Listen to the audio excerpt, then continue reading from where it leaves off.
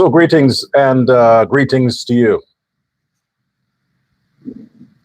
I hope you're fine today.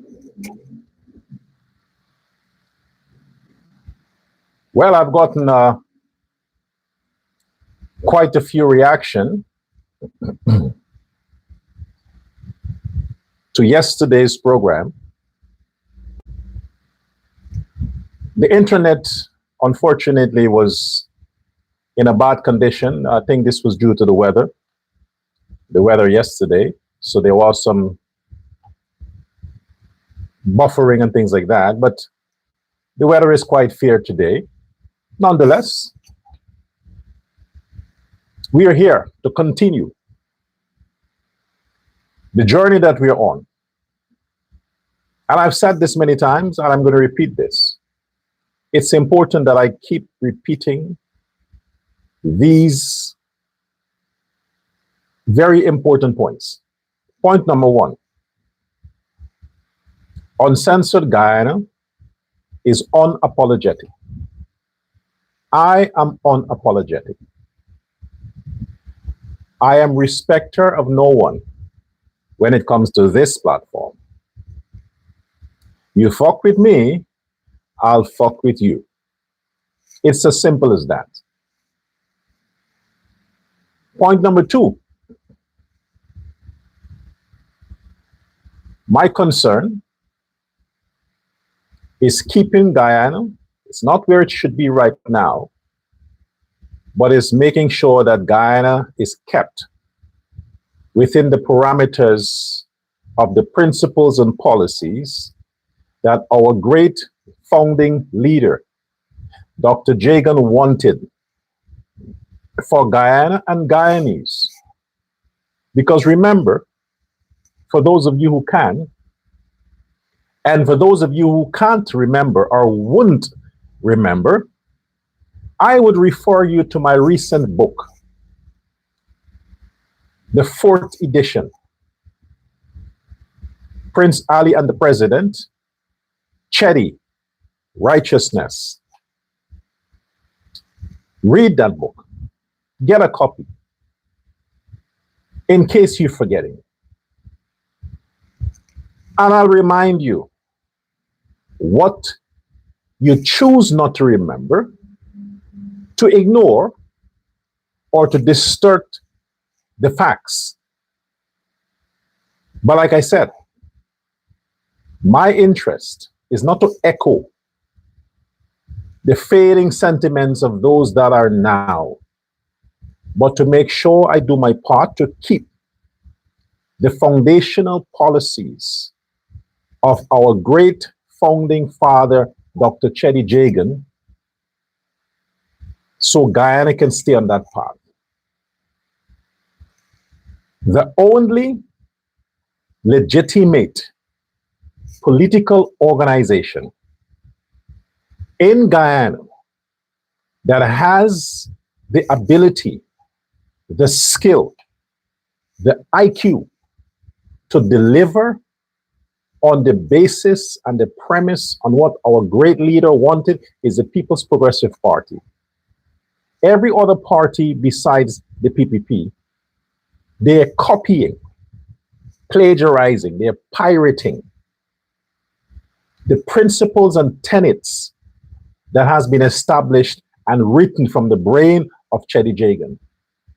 They get publicity, they get fame, they get good name because they applied a copy of the true founding letters of Guyana, a copy. My position is to make sure that people don't take the hybrid of what it should be, but they follow the original copy, the blueprint that is in the hands of the people who deserve to move forward Guyana, and that's the PPP. That is the PPP. So when I am doing my thing to make sure that that is achieved, I do it however I choose to do it. However I choose to do it. It's my style. This is Dr. L. Persaud's style. I can't sound like anybody. I wouldn't dare try to sound like anybody. I am me. I'm unique. I sound like me. This is how I speak. My personality, my attitude, it's all me.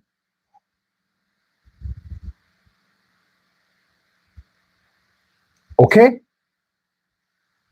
So we shall continue. Welcome to Uncensored Guyana. I am Dr. L. Prasad, still Dr. Prasad.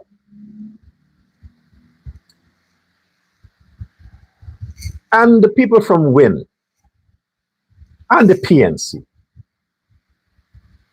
who they have an issue with their mind. I think the persons who have a mental disease, the persons who are suffering from mental illness, is the leader of the opposition, Azrin Muhammad, and his followers. So because they have a short memory span, like their leader who left his mind, Azrin Muhammad, you left your mind. That brain, you left that in kindergarten. You left it there. Shell was such in a hurry. Your father was in such a hurry to pay the bribes to smuggle the gold while you were in kindergarten that when he went to get you, he forgot. He says, oh shit, I'm in a hurry, son. You said, daddy, daddy, wait, daddy, daddy, my brain is left in the classroom. He's like, okay, we'll get it tomorrow. And he never went back. Because when he took you home, Azrin, that day, he noticed that you developed a likeness for sitting on the stairs of his mansion, memorizing number plates from passing vehicles. And Shell said, why the fuck do you need school? I see talent here. I see talent. So he thought, he doesn't need to send you back to kindergarten. And unfortunate for your mother, she had to raise an idiot of whose father forgot his brain in kindergarten. That is why you, as an adult, Azrin, you're so stupid. You're dunce. A fucking dunderhead. And so are your followers. I thought Odessa Prime I was wrong. You see, when I'm emotional and I want to stand up for women and speak for the rights of women, I'm blinded by the reality before me. And the reality before me is saying, you judge them by who leads them. The fact that you can look like that, so miserable, and you embrace your misery, Odessa, you are in love with what you see in the mirror. That by itself says that you are suffering from psychosis. That's why you could follow Azrin and just walk along and hang on in his little midget dick everywhere he goes, even more now that he's pressuring you to follow him. So people wouldn't speculate and think that, oh, Win has issues. No, Win is constipated. It's constipated. That's why they have issues. So all them stupid idiots in the Win side, I say this to you. I've mentioned many times, I'm a real doctor. You see, the thing about it is, I should have taken the medical side. Because if I had taken the medical side, I would have chosen gynecology. The physiology of women and things. I would have chosen that. That was my love, gynecology. I have a love for looking at pussy. And a lot of you, I would have looked at your mother when she's pregnant and say, hey, my advice to you, get an abortion. Get an abortion. That would have been my medical advice, my specialist advice to your mother. Especially that idiot Cliff, ugly face, monkey face dog. Definitely, I would have performed an abortion on your mother if I was a doctor. And for Azrin, when Shell had come, because you men in the Muhammad's family, the men in the Muhammad's family seem to like female doctors. When I said female doctors, I'm talking a doctor with boobs and pussy. I'm talking doctors who specializes in female anatomy. gynecologist. So since your father would have loved to visit a gynecologist for his anal issues, I would have told him, do you have kids? And if he says no, I would say, okay, whenever you decide that you want to taste a woman, use a condom or take the male contraceptives so you wouldn't do an injustice to the world and bring forth a boy child. Oh my God, let me sit.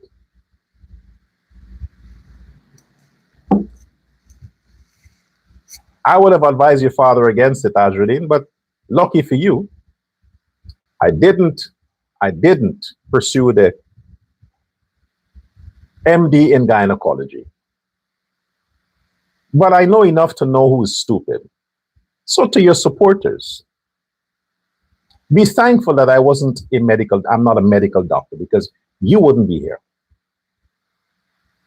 I'll advise your mother against it.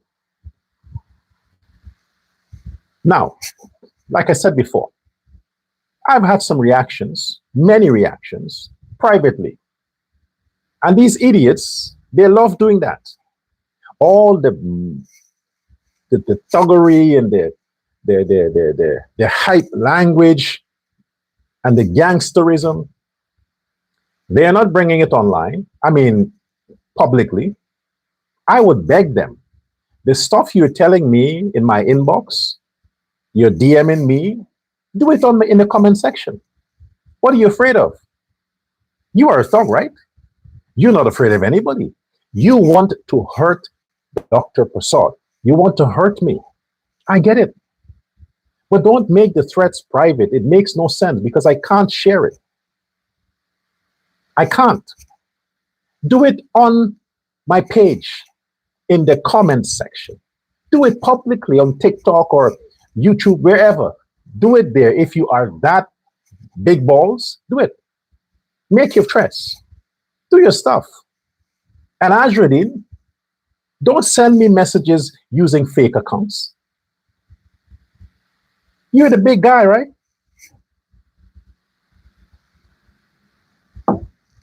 You are the big guy. I know it's you. The way you talk, that's the same way you write. Nobody can fabricate certain messages for you in that style. Your brain extends to how you write. So I know it's you, Azradin Mohammed, opposition leader. You can't threaten me. You can threaten Ali or whoever else. Do I look like Ali to you? Oh no. So if you want to pick a fight, do it in public.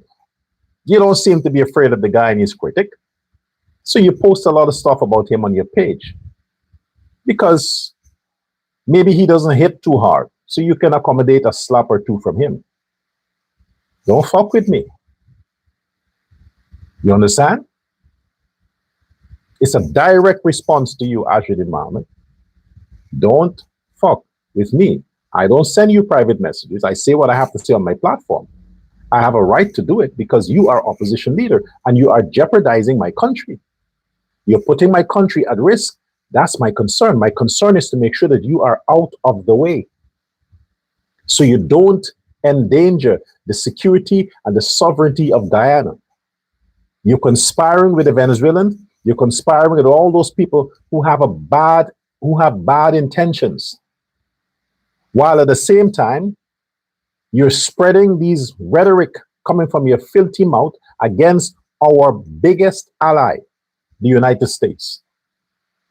Our biggest ally. To what end?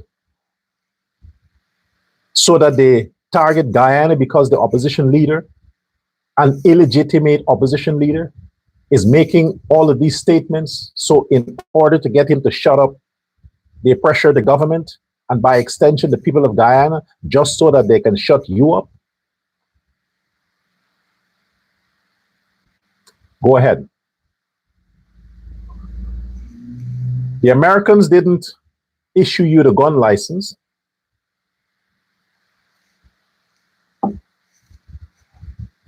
But they issued a sanction. They issued a sanction against your dumbass. They didn't have to issue the gun license. Guyana is a part of the organization. Guyana is a signatory to the global accord. So if you fuck with one country, Guyana has obligation to stand with international law. That's the consequences of you messing with people's sovereignty. Crime doesn't pay. Tell your scrapes and scraps of that. Let them understand. Crime doesn't pay. For a while, you might think you have everything under control. You might think so. But eventually, while you are planning more criminal activities, the law is closing in on you. Enough is enough. So in your case, Azruddin Muhammad, enough was enough. I'm surprised that your mouth is still spewing out that you have businesses. Do you still have businesses? What businesses you need to protect that you need some illegal firearms? What businesses? You have no businesses. You're opposition leader. The state affords you whatever bodyguards or whatever. They have guns. You don't need guns. So what businesses? You're still in business? The same Soku that you're cussing out, they didn't bring charges against you for the illegal cambio that you were running. They bring charges against you. So why are you cussing them out? You are yet to be charged for that. I'm trying to fathom your discontent. I don't get it. You're still living in grace right now.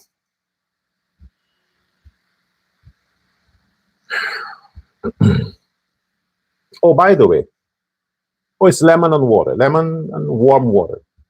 I don't have a cough. It's good for the throat because I talk a lot. It's therapeutic to the throat.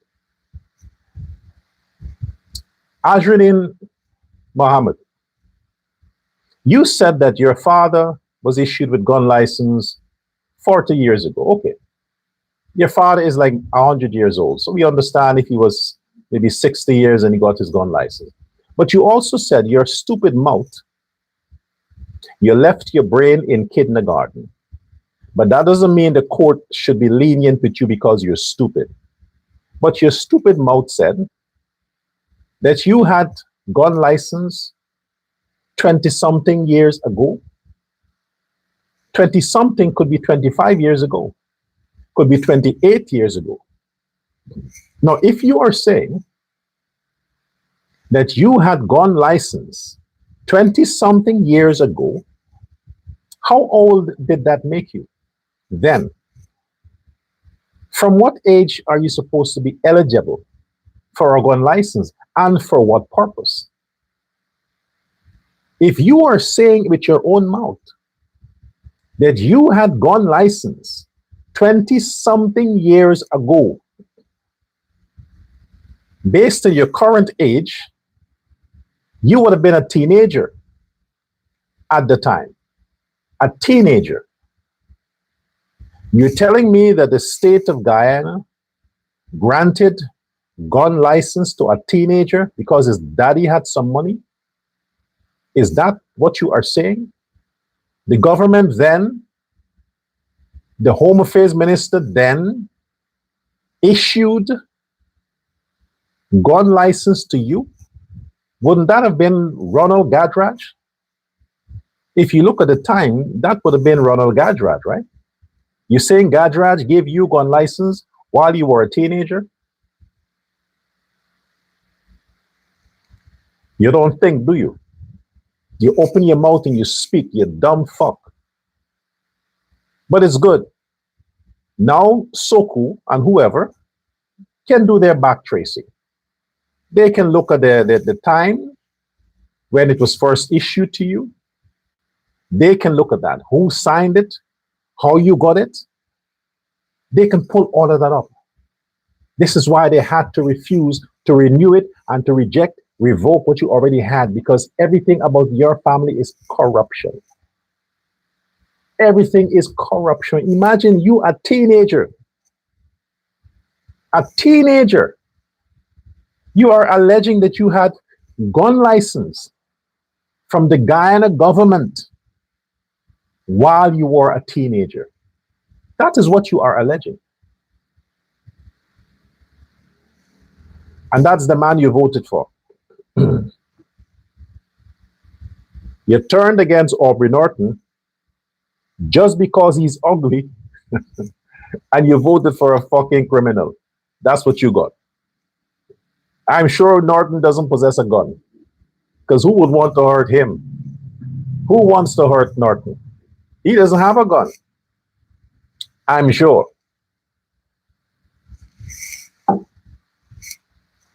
Even if he has, the bullet would be afraid of his face. So, Mohammed, those are the issues. I heard in the grapevine that you're calling for early elections.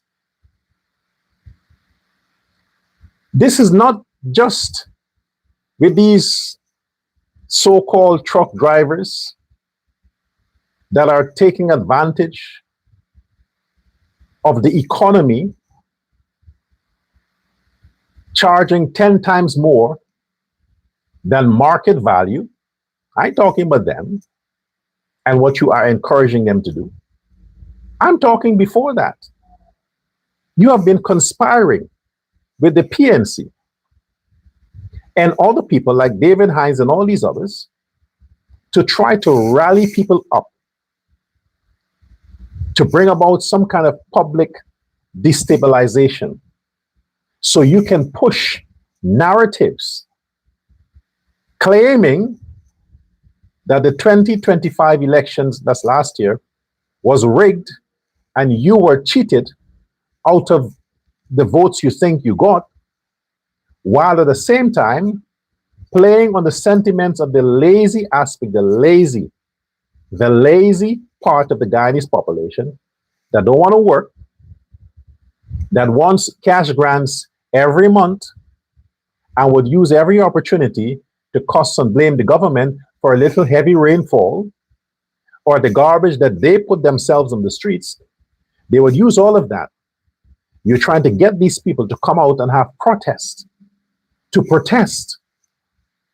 And now your common enemy is the Chinese. So you're cooking up this to have these protests. One, about they ain't getting jobs. Two, oh, Jagdeo and Cheney, Irfan Ali sold the country to the Chinese. Three, your personal issues. You ain't got a gun. They want to extradite you. Those would be your platform. That's sham. Why? Because you want protest. You want burnings and lootings and destructions.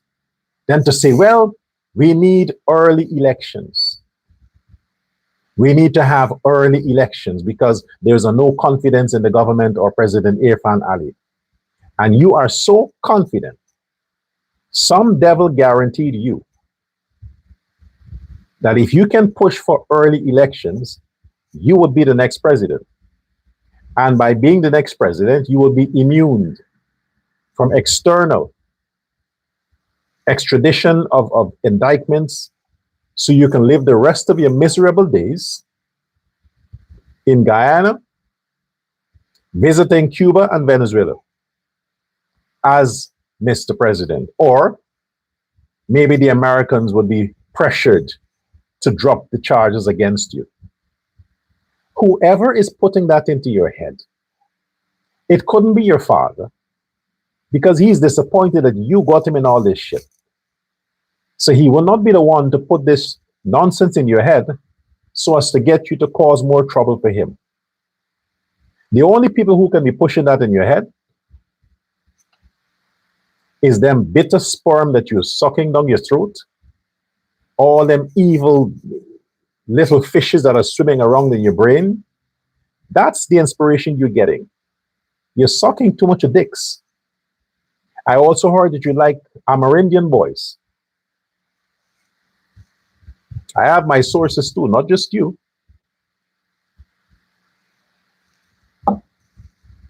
I heard that you love Amerindian boys, Azridin Mohammed. You are a pedophile. No wonder that clip scrape that talking about criminal arrival day, that fucking dog, that little rat. No wonder they're in your camp. You have similar taste. And speaking of that little rat, I mean, he's like 70 years old, but the thing is that their brain is non-active because the same man responded and talked about the girl that he is accused of raping is older than 9 years old. His own mouth. She's older than 9 years old. No, he said she's a woman. She's a woman because she has boobs and hips and maybe some hair in the pussy. She's a woman. So forget the age. When he saw her, he saw a woman. That's how he addressed it. Anyway, move on from him. Azridin, you want early elections? So do I. You're not alone in this. You're not alone. I would like to see elections, instead of having local government elections coming up, should be in June or somewhere. But instead of that, I would like to see general elections. General. Because I'm tired of people like you, Azri. I'm tired. Not physically tired, not emotionally tired, mentally tired. Because no matter how I try to meditate on the beauties of Guyana, the wonderful things that the Guyana government is doing, there you are. There you are, inciting this, conspiring to do this. I mean, your middle name is Conspiracy. Conspiracy is your middle name. There you are. Every opportunity you get, you are pushing this lie that you won the election, that's one. And two, now your new thing is you want early elections. I would like the same thing, if it is possible. Because you know why? Let me tell you why. The people who voted for Win, the blacks who betrayed other blacks and used your money to lie to other blacks to get them to vote for the blacks in your party, they're no longer asleep. They themselves are praying for the opportunity to vote again. Not 2030, but now. So if elections are called this year, we don't have to deal with you, Azridin. The country will not have to deal with you anymore. We're going to go back to dealing with the PNC, but the PPP would finally get 50 seats. I don't want to be selfish and unrealistic. The PNC would always have 5 seats. They would always have 5 seats. That small group there in the David Hines camp and the Sherrod Duncan's camp, and they would stay there. No matter what you do for them, they'll stay there. But the PPP will have the 50 seats if elections are called later this year. You would a thing of a nightmare past. Nightmare on Lombard Street. That's what you would be. We don't have to deal with you anymore. So I second that. I welcome it. Please have elections this year. so we can get rid of this asshole. And the Americans can quietly take him and give him asylum in the federal prison. So go ahead. Let them come out and protest. You see those 7 truckers or 5 truckers or those guys you're dealing with, they need the exercise. They need the exercise. Really. So call protest. Go out and protest. You truck drivers. Join your boss, Azruddin. I know some of the trucks he bought for you. He bought for you. You're working for him undercover. And no money is coming, according to you, to give him the demand he's demanding per day. So go out and protest. You can lose the weight. You can lose the weight. It happens, when you're driving truck all the time, you're just eating, you're sleeping, you're eating, you're shitting, you're sleeping, you're masturbating in the truck, or you have these prostitutes come and just suck your dick in the truck. You're not doing anything else. All the food and the junk and the Coca-Cola and all these things you're drinking, it's piling up. It's causing you to build weight, to develop weight, to get heavier and heavier. So you need the exercise. Go walk the streets. Walk the whole corridor of the Heroes Highway. Do it for 7 days. And at the end of the 7 days, you would thank the Chinese for taking your business based on what you're claiming. And speaking of business,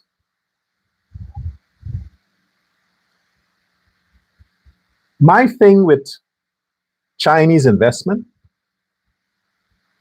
is that the powers that are running the world are threatened by Chinese nationalists, Chinese business, Chinese commerce.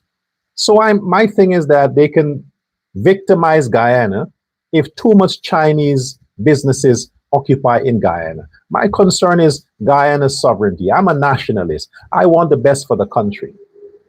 Besides that, do you know how many people are calling the Chinese to do business with them?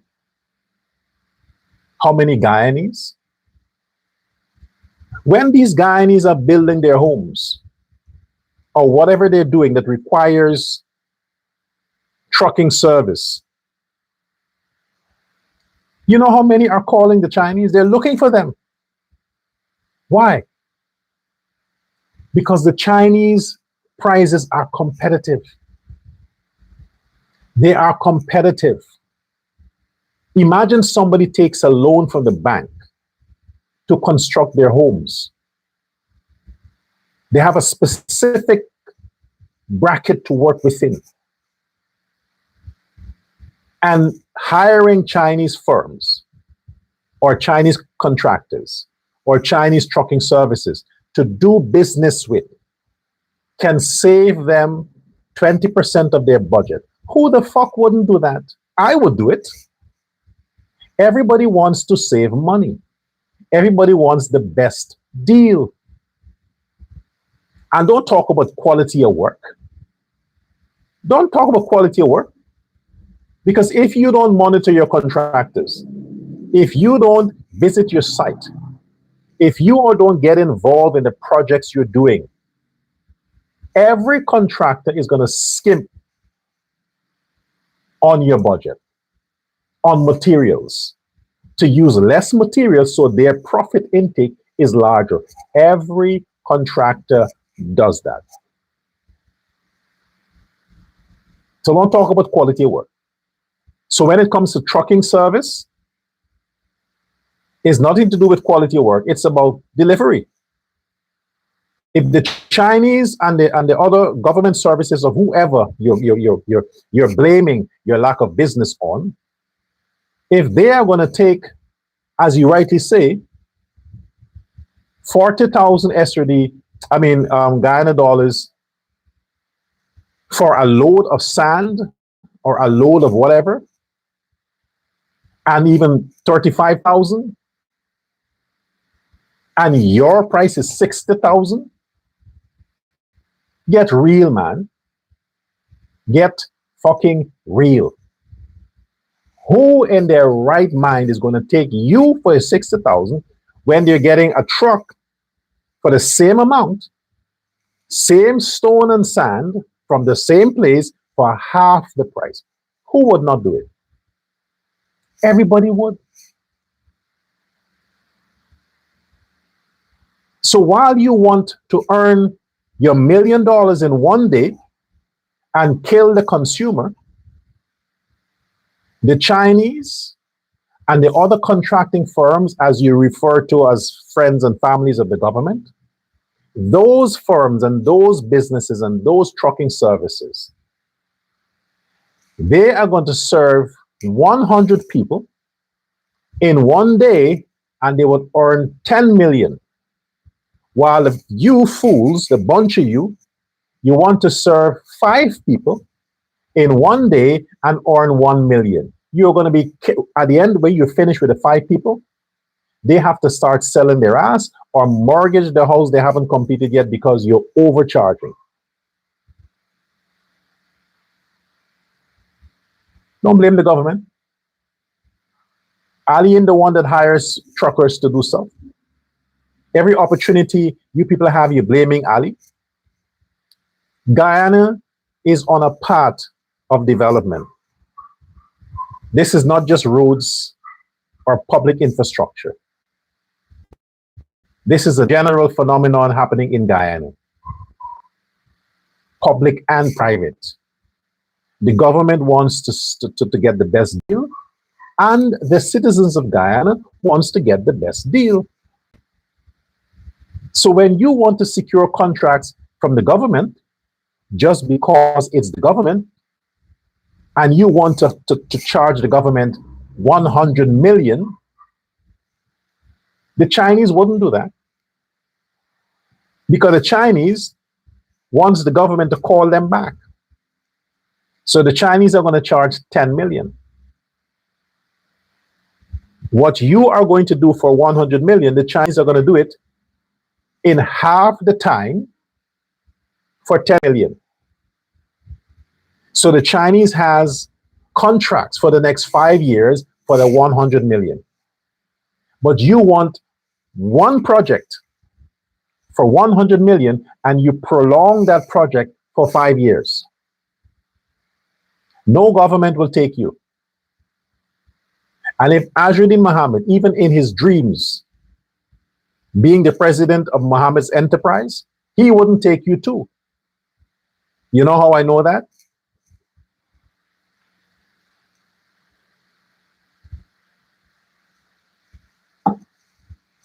Because when it comes to overcharging a government, the Mohammeds are experts in that. Experts. They turn a project for 200 million into 600 million just because it's the government. They know about that. Secondly, when it comes to securing contracts or giving out contracts to do work for them, they want the lowest bid. Ask the Guyanese critic. You see, I have a backup for everything. For everything. Okay, the 600 million fire station, what was the original estimate besides the engineer? Around 200 million to build it. This is not about buying the trucks, building the facility. The Mohammed bid 600 million. If they had paid 200 million, they would still make a profit. They would still turn a profit from that money. So imagine from the 200 million, they make a profit. Then they added on 400 million more. For what? Just because they can rob the government and they ain't paying taxes. The Guyanese critic issue, the only reason why he got the contract from them with the wharf, building the wharf, is because they break him down to the lowest. If the project would have cost $500 million, They give the Guyanese critic 50 million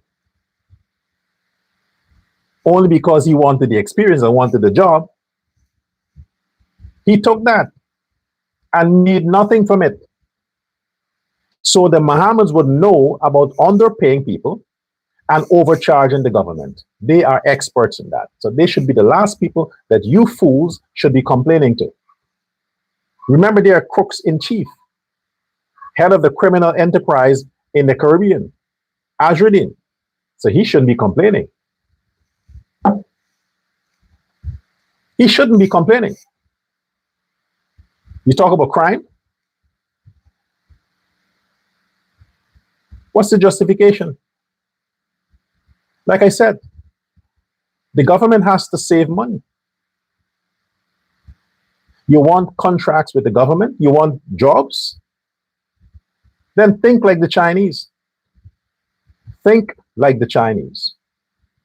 Don't be ambitious too quick that you want to build a mansion like Ajruddin Mohammed in 6 months. It took his father more than 40 years to steal 191 billion from the Guyanese people. It took him a while. You can't expect to reach their level in the 5 years Ali is president. I mean, the man is president now, 6 years has not been completed. You have at least 10 years to give Ali a chance. Then after then, you have to wait on the next president. Give them another 10. You have at least 30 years to reach a level where you can say that you can buy a Lamborghini and inflate the prices. Don't be so ambitious that you want to get all of this in one term. Oh, I see. What a lot of you are afraid of, that all of these projects and all these works that the Ali government is busy with is going to be finished in his next in the next 5 years. So by the time he's out of office, there's nothing else to be built. No more contracts. All the roads are built. All the train lines are built. All the overhead roadways are built. All the hospitals are built. All the schools and universities, everything is done, completed. So Ali would be handing the country over like a milking cow to the next president. That's what you are scared of. No more contracts. So now everybody wants to eat now. Everybody's hustling now. No, now is the time because everything is being done. No, it's not. It's not going to be finished. It's impossible. Guyana is 83,000 square miles. You can't build it, the entire country so quick. How long did Dubai took to build? Saudi Arabia? Years. Look, China, Japan. It took them decades. It's not overnight. So don't worry. After this 5 years, there'll still be much more projects to be done. The good thing is, we will still have the PNC to deal with as opposition. We will still have them on the side complaining about they don't have enough money to put gas in their car. They don't have enough money to buy the Bakewell bread. Even egg balls are expensive. Coconut water with steel drop is expensive. They'll have enough time to complain. Don't worry. We won't have to deal with this little boy running around as a man in ladies' shoes. We got to deal with him. But you still have the PNC. They are not going anywhere. So be patient, truck drivers. Because if we have an election coming up, if we have another elections, you would regret coming on camera and criticizing a government that you have nothing to criticize. What is there to criticize? President Ali giving a speech in New York to the energy conference? You can't even criticize that. No, really, seriously. I wanted to talk about that too. You can't, the man isn't, and President Irfan Ali, My only criticism to you, let me drink some first, clean my throat. Right now, President Ali, my criticism to you is one, I did not get an official acknowledgement for the book I left at your office. It hurts. That's why I'm not finishing with it. Good. My next criticism is you're doing too much for black people. Okay, forget that. Forget I said that. My next criticism is that you're not giving people anything to criticize you on. So you got to be like Donald Trump, President Ali. Sometimes you need to fuck up just so people talk bad stuff about you. You can't be perfect in everything you do. It's not possible. Be like Trump to some extent. Fuck up sometimes. You know, say dumb stuff sometimes. Give them a reason to be angry. Because when they make things up, it has no taste. So I want you to, you know, sometimes consciously give them things to talk about. But instead, you're not. Everything you do is like, it's perfect. That's the only word I can find. And I have a problem with that. Let the people talk, President Ali. Okay. Leave the gray, give them that. Then they're going to say, look, you know, even Ali can't afford to take the black stuff and put it in his, even, you know, things are so bad. Look, even the president, do that. Buy some more cheap watch so they can criticize. But if everything you do is spot on, I mean, look at the energy, look at the stuff you're doing in New York there, the presentation you give. I listened to it to say, okay, let me see if there's any grammatical, I'm nothing, man. I'm pissed. You have to screw up sometimes, President Ali. Remember, you're not running for a third term. So all this perfection is for nothing. Because if you were running for a third term, at least I can understand. Guyanese can see and know that they ain't got to worry. The choice is right there. But come on, man. You have wind people fabricating stuff, talking about Neil Marks is being paid $330,000 Guyana dollars per month for whatever. That, look at what they got to pick on. I mean, I don't know Neil Marks personally. I don't know who controls the newsroom. Matter of fact, newsroom, since you mentioned, the newsroom page, they locked me out from posting in their group. And a few of my followers, they blocked them. So I don't know. I thought the newsroom was controlled by the PNC. That's what I thought. I thought it's a PNC thing. So when I noticed that people are saying that they can't post in a newsroom group any content of mine, I said, no, it's the PNC stuff. But now, thanks to Azridine, I'm seeing a newsroom is PPP. No, I'm confused. I'm confused. Because you see what I said before. The PPP, they don't help their friends. I'm a friend.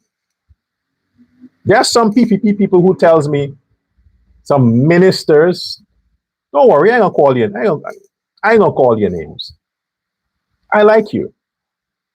But I want your conscience to deal with you, so I'm gonna say it.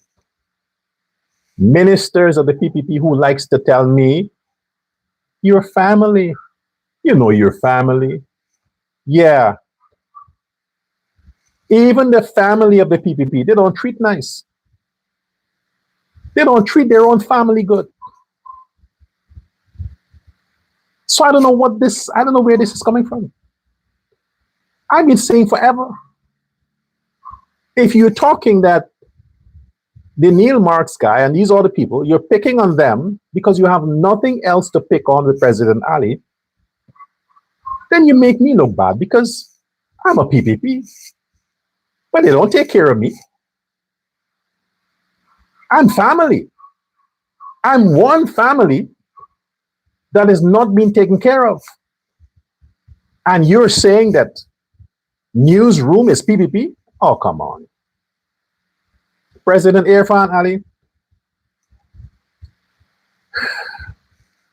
you're the best. You've always been the best. You cook for the people. You sing for the people. You dance for the people. You hug the people. You kiss them. You give them money. I mean, come. Now they're saying you need to have more press conferences. Can you believe that? They're demanding, it is not enough. You see, this is what I'm saying. You really should get the book, especially volume 1 of Prince Ali and the President. You should get the book and you should understand. Then you will understand why even the opposition is obsessed with Ali. They're so in love with the guy that the failed Starbuck News, the Mohammed-sponsored failed Starbuck News, that Anand guy, he's so mystified by President Ali's presence and his voice that even though he's not in business, he still wants President Ali on the television every fucking day doing press conferences to talk about what? They're so obsessed with the guy. Read the book, you'll understand why. So President Irfan Ali, I mean, them calling for you to have press conferences more often, I don't see for to do what? The man is literally on the internet every day. The man is in their face literally every day. They want special attention. Now Jagdeo is planning public meetings. I mean, why do you always have to bend to the demands of the opposition? You want the public to be tired of you now? People to be constantly seen, constantly? No, they'll get tired. The way President Ali is conducting his affairs right now, that's enough. The Guyanese are seeing too much of him. But for the man to now forget family time, forget his wife and kids, forget the people he plays dominoes with, forget the fact he has to cook for his extended family, he should forget that. And every opportunity he gets to sit in front of a television or camera and talk about what? Answer questions on what? As to why Azruddin is not extradited yet? Those are the questions you want to ask the man? About OFAC sanction stuff? Those are the questions. Mr. President, like I said, you need to give them some things to talk about. Sometimes just wear 2 odd socks. 2 odd socks, you know. 1 black and 1 white. Let them talk about that. Or forget your jacket sometimes, or wear a tie that is crooked. Something, do something. Because if you don't, they're going to fabricate stuff. And when they fabricate stuff, there is that vulnerable part of our society that doesn't have access to the right information. And when you have groups like Newsroom and all these other groups that are locking me out and locking out my feed, then they don't have access to me. The people don't have access to me. They have to wait until somebody shares it. So they're getting access to the PNC people. These people from the PPP are so afraid of the PNC blacks that they follow them. They follow them on social media just to think that by following these thugs, they're going to spare them. No, they're not spare you. You see what this Clifton, this rapist, and all the others are doing? You're following them to build their count. When you build their count, they don't even know you exist. Because when they're cussing out Indians, they're cussing all of you. They're setting up things against every one of you.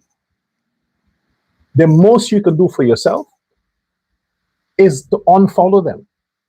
Don't follow their page. Don't subscribe to their page. Just do it. That's the best you can do for yourself. So you don't get into the curse that accompanies these kinds of people.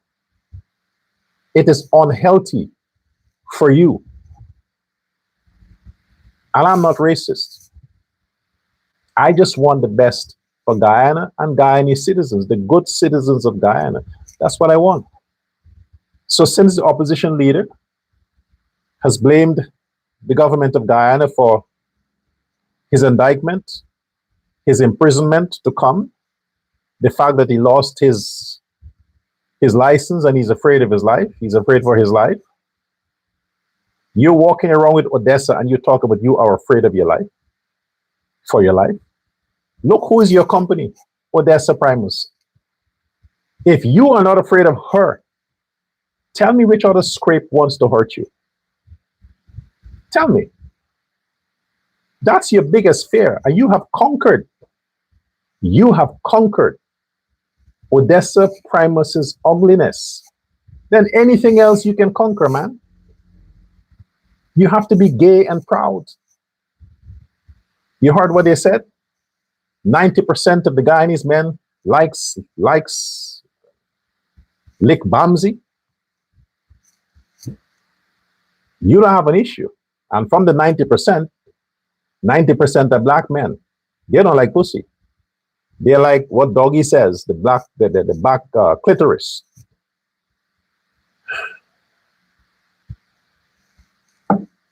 I feel for these women. I do. Imagine a woman, typical woman today in Guyana, has to get involved in a relationship with one thing at the back of her head. She can't hope for the man to beat her. She can't hope for the man to want a threesome.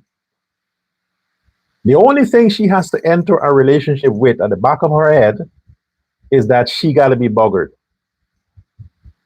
She got to start preparing her ass long before she think of getting a Guyanese man.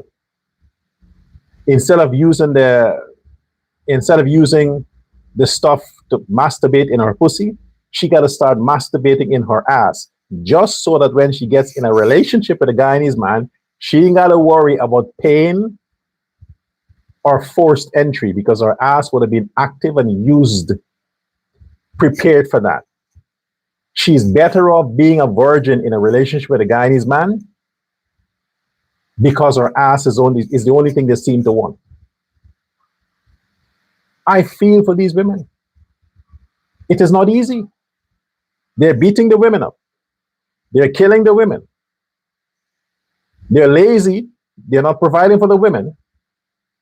And with all of that, they're claiming they don't eat pussy. And she has to expect foreplay when she's getting involved in sex with a man, Guyanese man, the foreplay. One thing she should expect is not kissing in the mouth, but a dick playing around with her ass. That's the foreplay. You heard what the schoolgirls are saying in their videos on TikTok? They don't talk about they don't talk about fucking a dick anymore. All they talk about whose ass is tighter and whose ass is bigger. That's it. That's the thing now they're talking about. Guyanese girls, it's all about their asshole, not their pussy anymore. Because based on the anti-man in chief, what's his name? Something. He said 90% of Guyanese men likes BT. And that's a black man saying that. He can't speak for Indians or Chinese men. When he says 90%, he has to talk about the volume of men that are approaching people like him.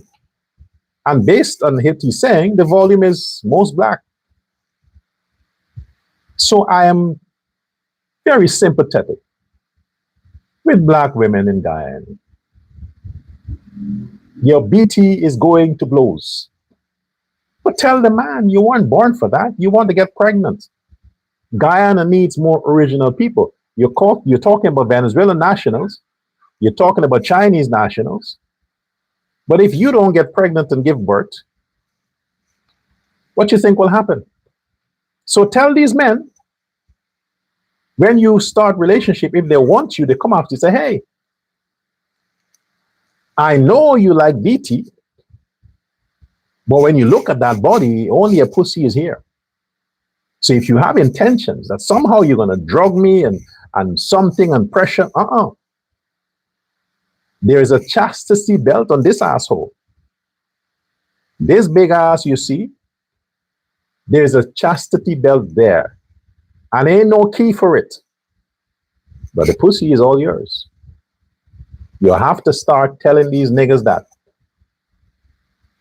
But then again, if you don't give them the asshole, they go after these homosexuals and they bring the disease and they put it in your pussy. Either way, stay a virgin. Get a dildo. You're safer. Or practice masturbating in your ass so you won't have the displeasure of saying no and fighting and saying, no, please, no, it hurts, oh no. You understand? I'm not black, I can talk. My kind, we're not into that, we're not into that stuff. My kind, we like pussy.